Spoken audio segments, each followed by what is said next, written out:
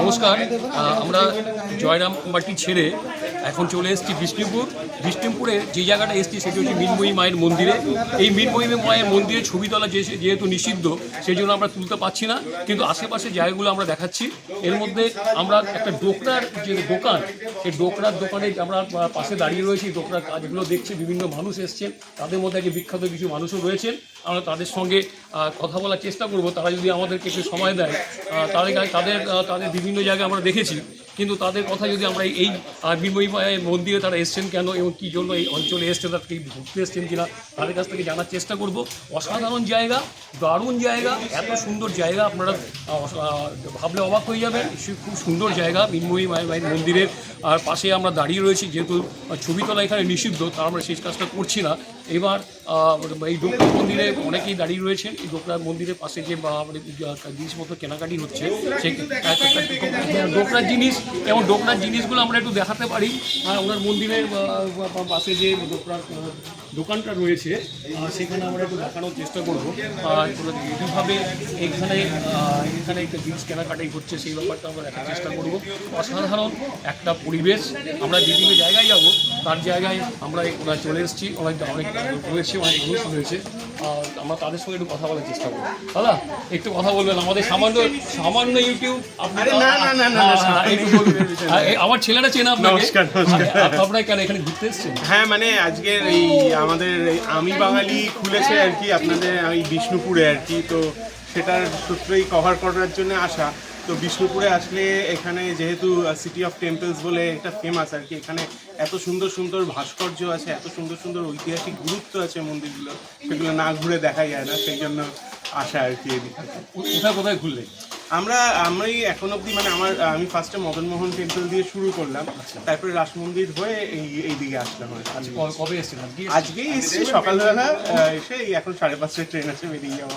আচ্ছা, তারপর আজকেই চলে যাবে? হ্যাঁ। আচ্ছা, আমরা এসেছি, আজকেই এসেছি, সকালবেলা এসে আমরা আমার পুকুর জয়রামবাটি হয়ে এখন।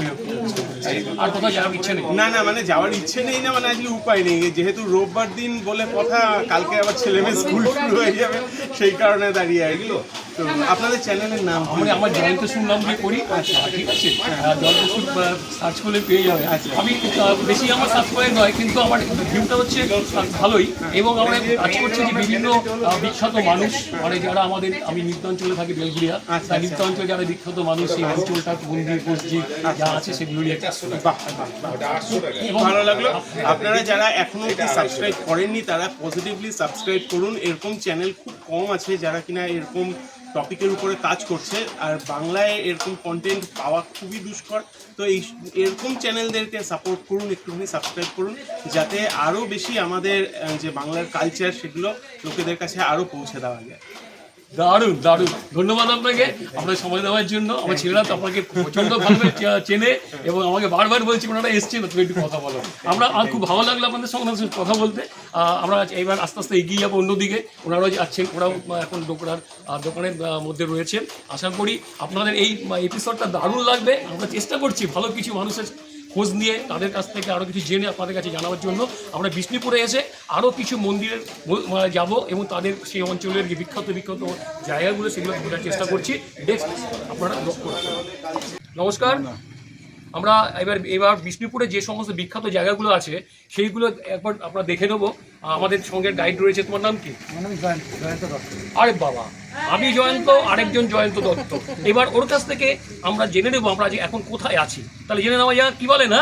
হ্যাঁ, বলো। দেখুন, আপনারা যে বিষ্ণুপুর এসেছেন, বিষ্ণুপুর অ্যাকচুয়ালি মল্ল রাজার দেশ। এখানে মল্ল রাজারা রাজত্ব করে। একদম টোটাল 61 জন মল্ল রাজা বিষ্ণুপুরে রাজত্ব করেছে। তাদের মধ্যে সবথেকে ফেমাস এবং নামকরা রাজা ছিলেন রাজা বীর হাম্বি। উনি ছিলেন আমাদের 49তম মল্ল রাজা। আচ্ছা, আমরা এখন যে জায়গায় দাঁড়িয়ে আছি, দেখেন ওই সামনে দেখুন, মল্ল রাজারা একটা সময় ছিলেন কি, ওনারা মাতৃশক্তির আরাধনা করতেন, মানে মায়ের আরাধনা করতেন। সেই সূত্রে ওনারা একটু ডাকাত রাজাও ছিলেন, মানে লুট চিন্তা এইসব জিনিসগুলো করতেন।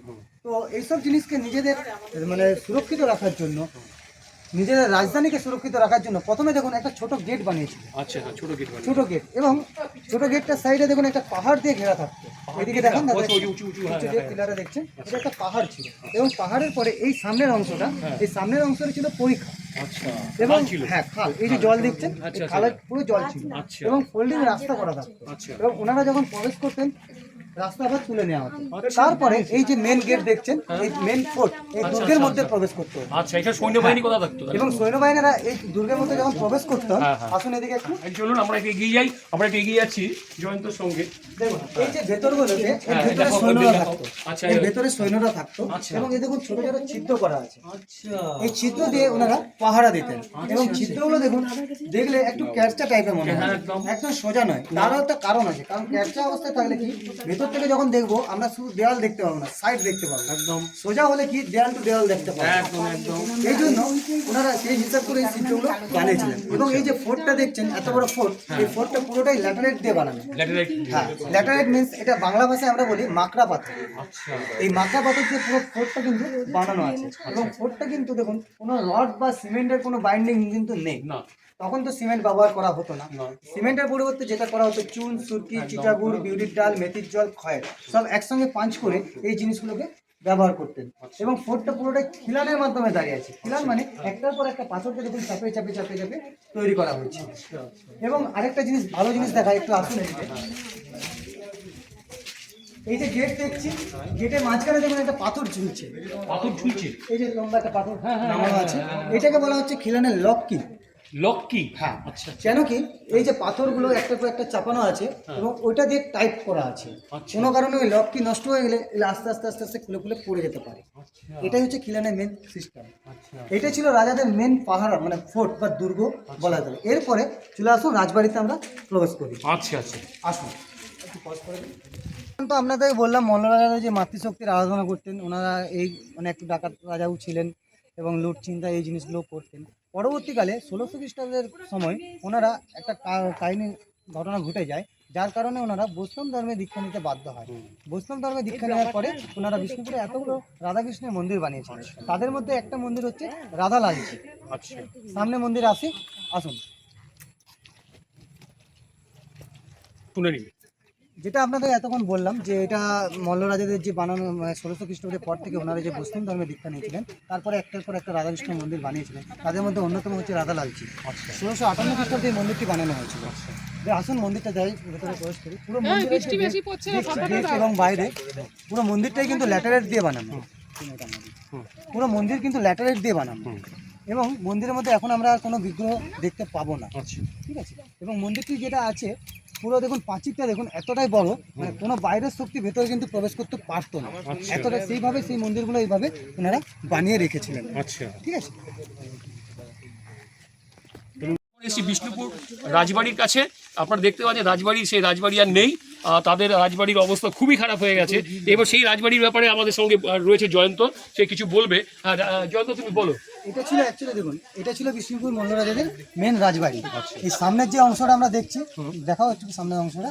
এই সামনের অংশটা এটা ছিল বৈঠকখানা। আচ্ছা ঠিক আছে। এখানে আগে বিচার ফিচার এইসব জিনিসগুলো করতেন এবং এর বাম দিকে ছিল রান্নাঘর এবং ডান দিকে ছিল রানীমহল এবং এর পিছন দিকে যেটা ছিল রাজাদের আনন্দ উপভোগ করার জায়গা, সেই অংশটা আছে। একটা সময় রাজাদের এমন অবস্থা হয় 1600 খ্রিস্টাব্দের পর থেকে ওনারা যে বৈষ্ণব ধর্ম নিয়েছিলেন, বৈষ্ণব ধর্ম নেওয়ার পর থেকে ওনারা এতটাই রাধাকৃষ্ণের মন্দির বানাতে ব্যস্ত হয়েছিলেন, নিজেদের রাজবিলাসিতা এটা ভুলে গিয়েছিলেন। ওই জন্য আজকে দেখুন ধ্বংসাবশেষ অবস্থায় পড়ে আছে এখনো পর্যন্ত। আচ্ছা, এই রাজবাড়ির যে গেটটা দেখা যাচ্ছে, এই গেটের পরে কোনো বিল্ডিং নেই? না, এখন আর কোনো বিল্ডিং নেই, কিছু ধ্বংসাবশেষ এখনো পড়ে আছে। আচ্ছা, কিন্তু ঢোকা যায় না, ওখানে ঢুকতে পারে? ঢোকা যায় না।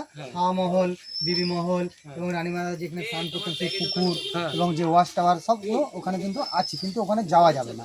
এতটাই অবস্থা খারাপ হয়ে আছে, ওখানে ঢুকতে যাওয়াটা নিষেধ। সরকার থেকে কি চেষ্টা করেছিল? সরকার থেকে চেষ্টা করেছিল বলতে দেখুন, সরকার থেকে রাজাদেরকে অনেক কিছু সুবিধা ছিল, কিন্তু ওনারা তো সমস্ত কিছু দেয়নি। আচ্ছা, ওরা নিজস্ব ওরা শুধু মন্দিরগুলো ছেড়ে দিয়েছে, বাকি যা জিনিস আছে নিজেদের জিনিস নিজেদের কাছে রেখে দিয়েছে। ওই জন্য এনারা এখনো কিন্তু রাজস্ব ভাতা কিন্তু পায় না। আচ্ছা বিষ্ণুপুর রাজারা কিন্তু কিছু পায় না। আচ্ছা আচ্ছা আচ্ছা। আসুন আমরা নেক্সট করে যাই মায়ের মন্দির থেকে। চলুন তাহলে যাওয়া যাক এবার পরবর্তী বিষ্ণুপুরের কিছু জায়গা। ঠিক আছে, আমরা সিসি মিনময়ী মন্দিরের সামনে দাঁড়িয়ে আছি। আপনারা দেখেছেন এর আগে আমরা মন্দিরটা দেখাবার চেষ্টা করেছি, কিন্তু তার কাহিনীটা তো আমরা জানি না। এইটা জয়ন্তর কাছে শুনে নিচ্ছি এই মিনময়ী মায়ের মন্দিরের ব্যাপারটা। বিষ্ণুপুরে প্রথমে যে মল্লরাজারা বিষ্ণুপুরে কিন্তু প্রথম আসেননি। বিষ্ণুপুরের থেকে দূরে কতুলপুর সংলগ্ন এরিয়া লাউ গ্রাম থেকে ওনাদের উৎপত্তি। পরবর্তীকালে 997 খ্রিস্টাব্দে একটা ঘটনা ঘটে। তখন ছিলেন রাজা জগৎমল্ল। উনি এক সময় উনি শিকার করার জন্য বেরিয়েছিলেন। তখন বিষ্ণুপুর ছিল পুরো জঙ্গল এরিয়া, পুরো বন বিষ্ণুপুর যাকে বলা হয়। তো মা মৃন্ময়ী মন্দির এখন যেখানে দেখছেন এই অংশটা ছিল পুরোটাই শাল জঙ্গল। এই শাল জঙ্গলের মধ্যে উনি একটা হরিণকে দেখতে পেয়েছিলেন। হরিণকে দেখতে পেয়ে হরিণকে যখন বান মারেন, হরিণটা অদৃশ্য হয়ে যায়। তখন উনি ক্লান্ত হয়ে গাছের নিচে বসে বিশ্রাম নিচ্ছিলেন। বিশ্রাম নিতে নিতে দেখেন গাছের উপরে একটা পাখি ওনাকে খুব ডিস্টার্ব করছে। তখন উনি রাগের মাথায় পাখিটাকেও বান চালান। বান চালানোর সাথে সাথে পাখিটাও কিন্তু অদৃশ্য হয়ে যায় এবং পরবর্তীকালে মা ওনাকে স্বয়ং সাক্ষাৎ দিয়েছিলেন। সাক্ষাৎ দিয়ে বলেছিলেন যে আমি এখানে বিরাজ করছি, এখানে আমার মন্দির বানানো হোক এবং তোমাদের রাজধানী ওখান থেকে নিয়ে এসে বিষ্ণুপুরে স্থাপন করে। 997 খ্রিস্টাব্দ, বাংলার 404 সাল এবং 303 মল্লাব্দে রাজা জগৎমল্ল প্রথম এই মায়ের মন্দির প্রতিষ্ঠা করেছিলেন। এই মা শুধু রাজাদের কুলদেবী নয়, তার সাথে সাথে বিষ্ণুপুরের কুলদেবী হিসেবেও মাকে মানা হয়। এখানে 15 দিন ধরে দুর্গাপুজো হয়। পিতৃপক্ষ থেকে শুরু হয়। প্রথমে পটচিত্রের মাধ্যমে বড় ঠাকুরন, মেজ ঠাকুরন এবং ছোট ঠাকুরনকে নিয়ে আসা হয়।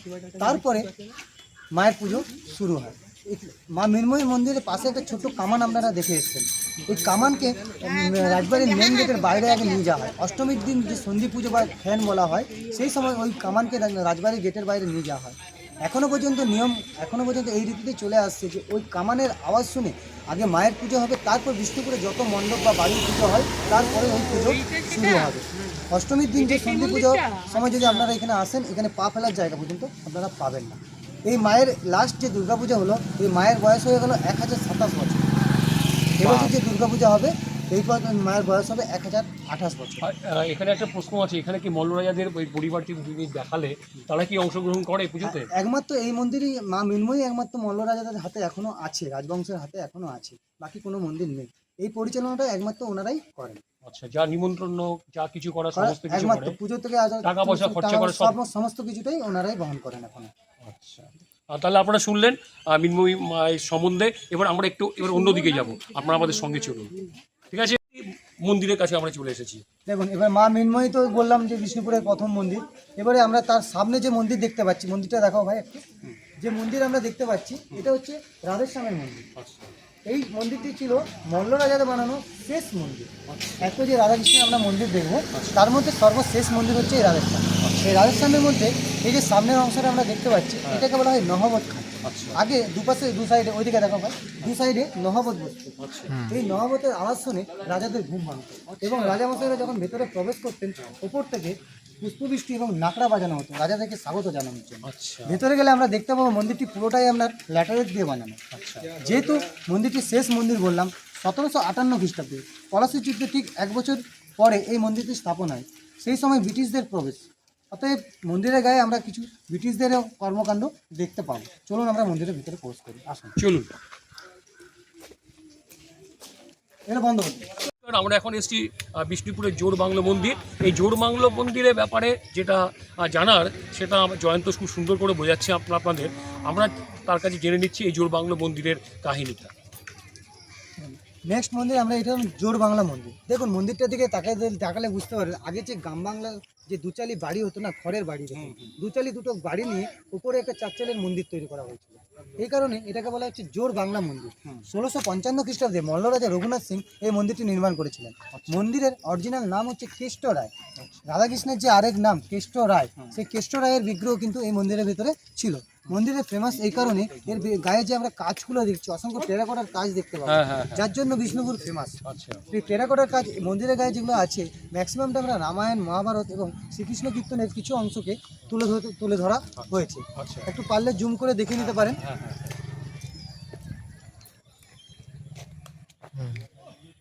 তাহলে আমরা টেরাকোটার যে কাজগুলো দেখতে পাচ্ছি, সেগুলো অসাধারণভাবে গায়ে করা রয়েছে। জয়ন্ত সেটা বললো, এটাই যেটা বিষ্ণুপুরের আসল কাজ। আসল জিনিস যেটা, সেটা আপনারা যদি কেউ আসতে চান বিষ্ণুপুরে এই সমস্ত কাজগুলো দেখবেন। এগুলো টিকিট আছে, টিকিট 25 টাকা করে টিকিট। আপনারা টিকিট কাটলে 3টে মন্দির দেখতে পারবেন। এই 3টে মন্দির যেটা রয়েছে বিষ্ণুপুরে, সেই মন্দিরের যে টিকিট, সেই 3টে টিকিট, এই মন্দির দেখার যে টিকিট একবারে কেটে নিলে 25 টাকায় আমরা সেগুলো দেখতে পারবেন। আপনারা দেখবেনই, অবশ্যই দেখবেন। না দেখলে আপনারা বিষ্ণুপুরে আসার যে কারণ, আসল কারণ, সেটাই বুঝতে পারবেন না। সুতরাং আপনারা অবশ্যই দেখবেন। এই যে জোর বাংলা মন্দির বললাম, বিষ্ণুপুরের সমস্ত যতগুলো রাধাকৃষ্ণের মন্দির আপনারা দেখবেন, তার মধ্যে 4টে মন্দির হচ্ছে টেরাকোটার মন্দির। তার মধ্যে হচ্ছে জোর বাংলা, শ্যামরাই, রাসমঞ্চ এবং মদনমোহন। যে 3টে মন্দিরের জন্য টিকিট লাগে সেটা হচ্ছে রাসমঞ্চ, জোর বাংলা এবং শ্যামরাই। জোর বাংলা মন্দিরে দেখুন ওপরটা পুরোটা টেরাকোটা, মানে পোড়ামাটি দিয়ে পুরো কাজ করে বানানো আছে, এবং নিচের অংশটা দেখুন সেই ল্যাটেরাইট দিয়ে ভিতটা কিন্তু বানানো আছে। এই ল্যাটেরাইটের ভিত এবং উপরটা হচ্ছে টেরাকোটা। এটাই হচ্ছে এর বিশেষত্ব। এবং এর গায়ে যে কাজগুলো আছে, এই কাজগুলোর জন্যই আজকে বিষ্ণুপুর ফেমাস। আপনি ইন্ডিয়ান ডাক টিকিটেও দেখতে পাবেন আমাদের এই মন্দিরে, জোর বাংলা মন্দিরে। আচ্ছা, এই যে কাজগুলো, এগুলো কি বিষ্ণুপুরের স্থানীয় মানুষরাই করেছিল? একদমই বিষ্ণুপুরের তাদের বংশধররা কি এখন এই কাজ তাদের করছে? বংশধর না, এখন আর সব কাজ করছে না। দেখুন যে কাজগুলো নষ্ট হয়ে গেছে, প্লেন ইট বসে দেওয়া হচ্ছে, কারণ এটা সরকারও আর এই জিনিসটাকে তুলে নিয়ে আসতে পারছে না। আচ্ছা, মানে সেই ধরনের সেই শিল্পী আর নেই, শিল্পটা আস্তে আস্তে নষ্ট হয়ে যাচ্ছে। মানে এই কাজ করার মধ্যে যারা শিল্পীরা ছিল, তাদের পরবর্তী বংশধরদের আর আমরা এই কাজ করতে দেখছি না। তার ফলে নতুন করে ভেঙে যে নতুন ভাবে ওইভাবে রাখা, সেটা সম্ভব হচ্ছে না। একদমই। তাহলে চলুন পরবর্তী অংশ আমরা দেখতে থাকি। বিষ্ণুপুরের আরেকটা বিখ্যাত জায়গা আমরা চলে এসেছি, জয়ন্ত সঙ্গীকে করে নিয়ে আমরা গাড়িতে করে নিয়ে এসেছি। আমরা ভিতরে ঢুকতে পারছি না, কারণ হচ্ছে আমাদের এখানে গাড়ি ঢুকতে গেলে, মানে আমরা ঢুকতে গেলে টিকিট কেটে ঢুকতে হতো, কিন্তু সেই জন্য আমরা ঢুকতে পারছি না। কিন্তু আমরা এই কথাটা শুনে নিই, এই মন্দিরটার সম্বন্ধে আমরা শুনে নিই জয়ন্তের কাছে। নেক্সট যে মন্দির আমরা দেখছি, এটা হচ্ছে আমরা শ্যামরাই মন্দির। রাধাকৃষ্ণের যে আরেক নাম শ্যামরাই, সেই শ্যামরায়ের মন্দির হচ্ছে এটা। লোকাল ভাষায় এটা আমরা পাঁচচূড়া মন্দিরও বলে রাখি, কারণ দেখুন 5টা বিশিষ্ট মন্দির আছে। 1 2 পিছনে 2টো, মাঝে 1টা, 5টা চূড়া বিশিষ্ট মন্দির। 5টা চূড়া দেখুন, 5টা চূড়ায় কিন্তু আলাদা আলাদা ধর্মের নিজস্ব দিচ্ছে।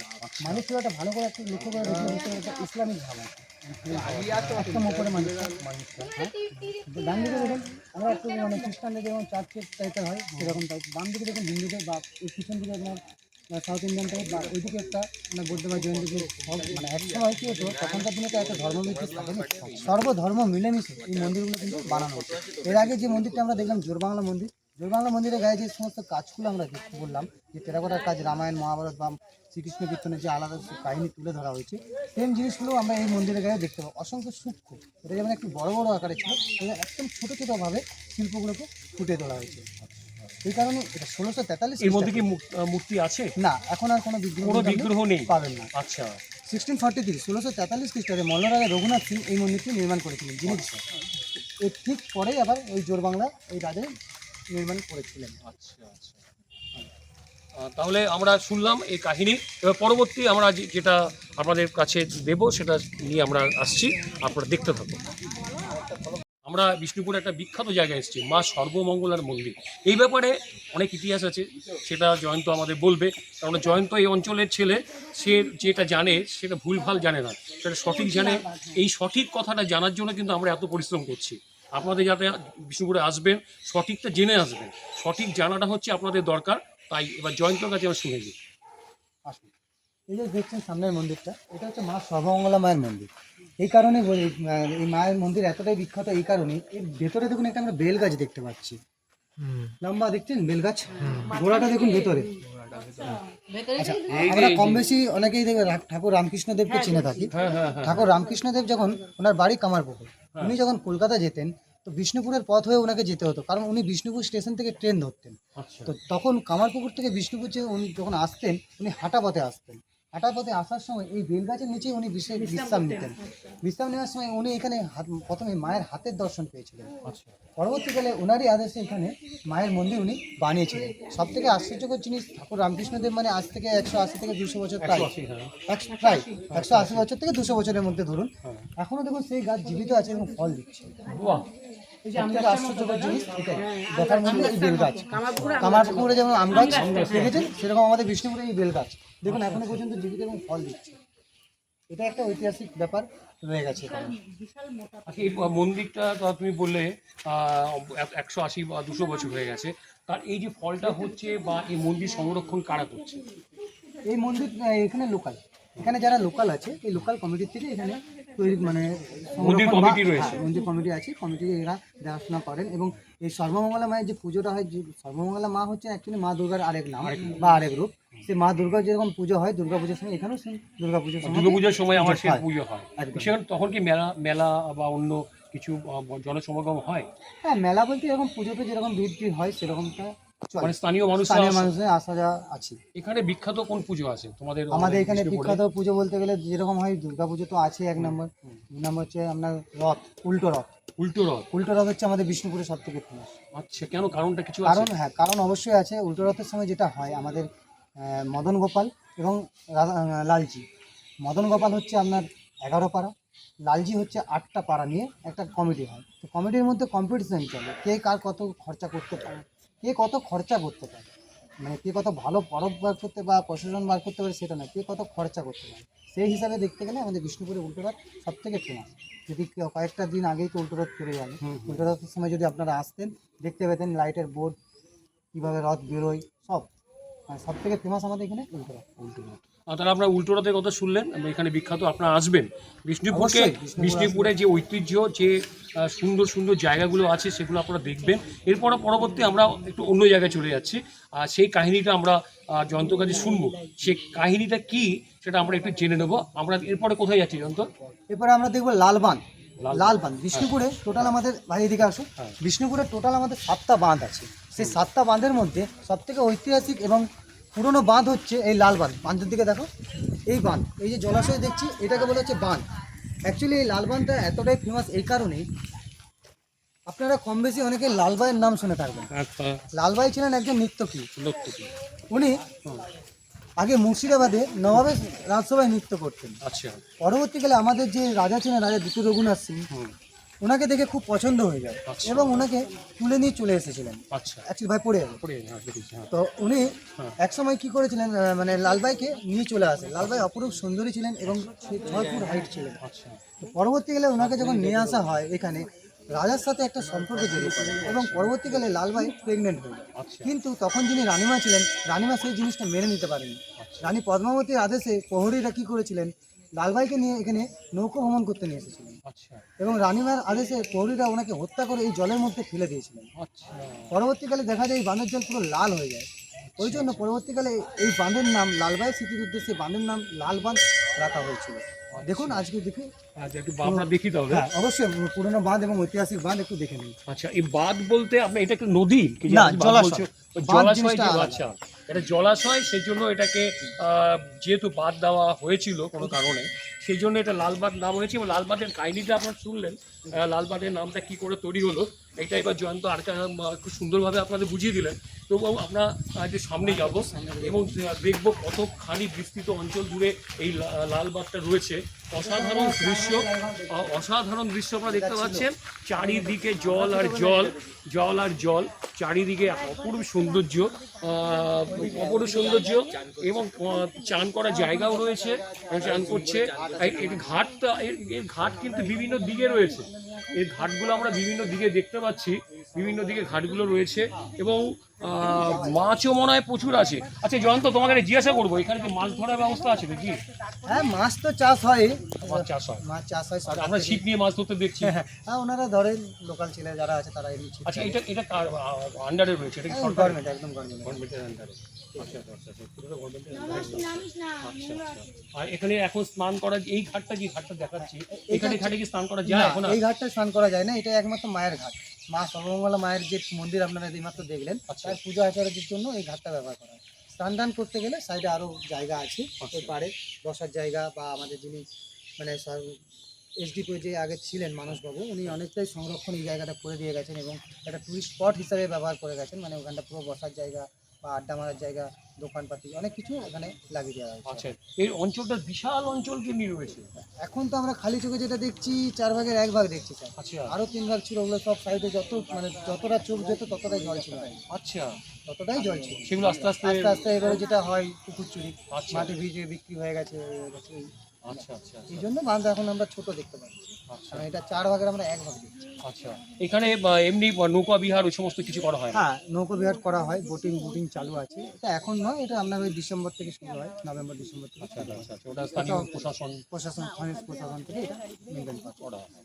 আচ্ছা আচ্ছা আচ্ছা, বাহ, দারুণ ঘটনা আমরা জানতে পারলাম, একটা ঐতিহাসিক কারণ, আর সেটা আপনারা শুনতে পারলেন লালবাইয়ের সম্বন্ধে, এবং সেটা জয়ন্ত খুব সুন্দর করে আপনি বুঝিয়ে দিলেন। আপনারা আসুন, বিষ্ণুপুরে আসুন, আপনার পুরুলিয়ায় যেমন গিয়েছিলেন, বিষ্ণুপুরেও আপনারা আসুন, অসাধারণ জায়গা, অসাধারণ দৃশ্য রয়েছে, আপনারা সেটা খুব ভালো লাগবে আপনাদের, এই আশা রাখি।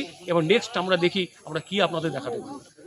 সেটা রাসমঞ্চ, বিখ্যাত জায়গা, বহু মানুষ বহুভাবে এই রাসমঞ্চে এসছে। তার কাহিনীটা কি সেটা আপনাদের জেনে নিই জয়ন্তর কাছে। এই জয়ন্ত আমাদের এই রাসমঞ্চের ব্যাপারে বলে। দেখুন, এতক্ষণ তো আমরা অনেক মন্দির দেখলাম, রাধাকৃষ্ণের মন্দির দেখলাম, মা মৃন্ময়ের মন্দির দেখলাম। আপনাদের আগেই বলেছিলাম 1600 খ্রিস্টাব্দের সময়তে মল্লরাজেরা বৈষ্ণব ধর্মে দীক্ষা নিয়েছিলেন। তারও কারণ আছে। আপনারা কম বেশি সবাই আচার্য শ্রীনিবাস মহাপ্রভুর নাম শুনে থাকেন। শ্রীনিবাস মহাপ্রভু ছিলেন চৈতন্য মহাপ্রভুর শিষ্য। ওনার বাড়ি হচ্ছে বর্ধমান ঠাকুর বাড়ি। উনি বর্ধমান থেকে যখন বিষ্ণুপুরে পথ হয়ে যাচ্ছিলেন, গরুর গাড়ি করে যাচ্ছিলেন, ওনার সাথে অনেক সোনাদান মানে অ্যাকচুয়ালি ওনার সাথে অনেক নথিপত্রকে সঙ্গে করে নিয়ে যাচ্ছিলেন। কিন্তু রাজার সৈন্যরা ভেবেছিল উনি অনেক সোনাদান আনবেন। তখন রাজা ছিলেন আমাদের 49তম রাজা এবং সবথেকে নামকরা এবং বিখ্যাত রাজা বীর হাম্বির। দেখলাম বীর হাম্বিরের সৈন্যরা ভেবেছিল যে উনি অনেক সোনাদানা নিয়ে যাচ্ছেন। তো বীর হাম্বিরের সৈন্যরা ওনাকে কী করেছেন, লুট করে নেন। লুট করার পরে উনি কী করবেন ভেবে না পেয়ে রাজবাড়ির যে মেন গেট দেখো না, তো গেটের বসে কান্না করছিলেন এবং কাঁদতে কাঁদতে উনি শুনতে পেয়েছিলেন রাজসভার ভেতরে একটু ভাগবতের ব্যাখ্যা করছেন। তো উনি ভাগবতের ব্যাখ্যা শুনে উনি সেই সময় রাজসভায় ছুটে যান এবং রাজসভায় ছুটে যেয়ে দেখেন যে ভাগবতের যিনি ব্যাখ্যা করছে বা যারা শ্রোতা আছে বা যিনি রাজা আছে তাদের মনের মধ্যে কোনো অনুভূতি নেই। অ্যাকচুয়ালি ভাগবত শুনলে একটা অনুভূতি জাগে, সেই অনুভূতি উনি কারোর মধ্যে দেখতে পাচ্ছিলেন না। তখন উনি সাহস করে বলেছিলেন যে সম্পূর্ণ ভুলভাবে ব্যাখ্যা করছে। তখন শ্রীনিবাস মহাপ্রভু ওনাকে বলেছিলেন যে তখন শ্রীনিবাস মহাপ্রভুকে রাজা বলেছিলেন যে তাহলে আপনি ব্যাখ্যা করেছিলেন। তখন উনি এমনভাবে ব্যাখ্যা করেছিলেন, এত গাম্ভীর্য রাজা তার চোখ দিয়ে জল ছিল এবং পা থেকে ক্ষমা চেয়েছিলেন। ক্ষমা চাওয়ার পরে ওনাদেরকে আদেশ করেছিলেন যে তোদের সমস্ত কাম মুক্ত হবে, তোরা বৈষ্ণব ধর্মে দীক্ষা নেয়। তখন থেকে ওনারা বৈষ্ণব ধর্মে দীক্ষা নেওয়ার পরে এই মন্ত্রটি তখন তৈরি করে। এখানে আর এই যে মঞ্চটা দেখতে পাচ্ছি, এই মঞ্চটা বিশেষত্ব কি, মানে এইভাবে এই যে যেভাবে তৈরি করা হয়েছে এর ভেতরে কি কি হয় হতে হবে? দেখুন, এই মঞ্চটা বিশেষত্ব বলতে দেখুন, যখন ওটা বললাম যে শ্রীনিবাস মহাপ্রভু এমনভাবে ভাগবতের ব্যাখ্যা করেছিলেন, এত বড় একজন গাম্ভীর্য রাজা তার চোখ দিয়ে জল চলে আসে।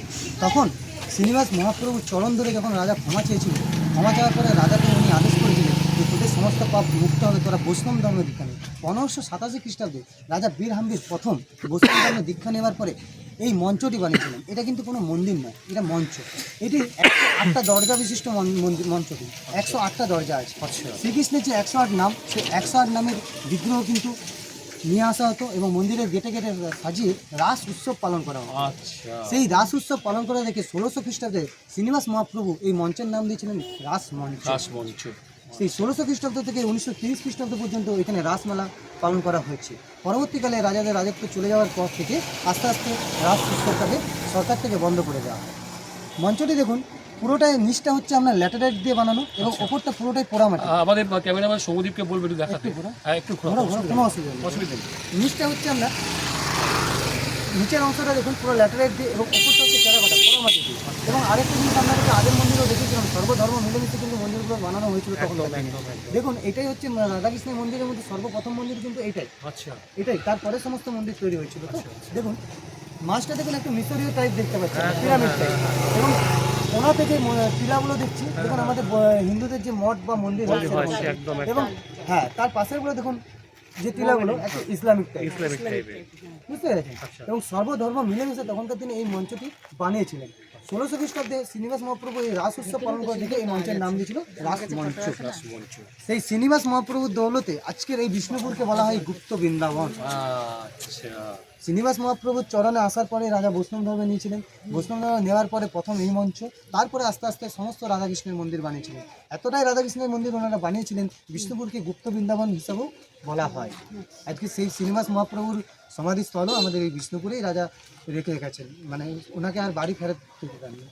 উনি মারা যাওয়ার পরে ওনার সমাধিস্থল আমাদের এই বিষ্ণুপুরেই করে গেছে। উনি মারা যান 1601 খ্রিস্টাব্দে। 1600 খ্রিস্টাব্দে মন্দির নামকরণ করেন, তার 1 বছর পরে উনি মারা যান। মারা যাওয়ার পরে ওনার সমাধিও আমাদের এই বিষ্ণুপুরে রেখে যান। আচ্ছা, আপনারা কি ভালো লাগলো এই কথা শুনতে? কেমন লাগলো? কেমন লাগলো? কেমন লাগলো? আপনার কেমন লেগেছে? খুবই ভালো। আচ্ছা, আপনারা কি আবার কি আসতে চাইছেন? অবশ্যই, কার সঙ্গে? উমাদির সঙ্গে? একদম। আচ্ছা, উমাদির সঙ্গে আবার আসতে চাইছেন। অসাধারণ। জয়ন্ত খুব বোঝালো এবং ভিতরে অনেক কাহিনী আছে, আমরা ভিতরে যেতে পারলাম না, কিন্তু পরবর্তীকালে আমরা আবার আসবো, এসে এর ভিতরের যে কি কাহিনীটা সেই জিনিসগুলো আমরা অবশ্যই আপনাদের দেখাবার চেষ্টা করবো। নমস্কার, পরবর্তী আপনারা দেখতে পাবেন। আজকে আমাদের কথা কাহিনীর যে বিষ্ণুপুর ভ্রমণ, তাতে আমরা প্রায় শেষের দিকে চলে এসেছি। আমরা অনেক কিছু আপনাদের দেখাবার চেষ্টা করেছি।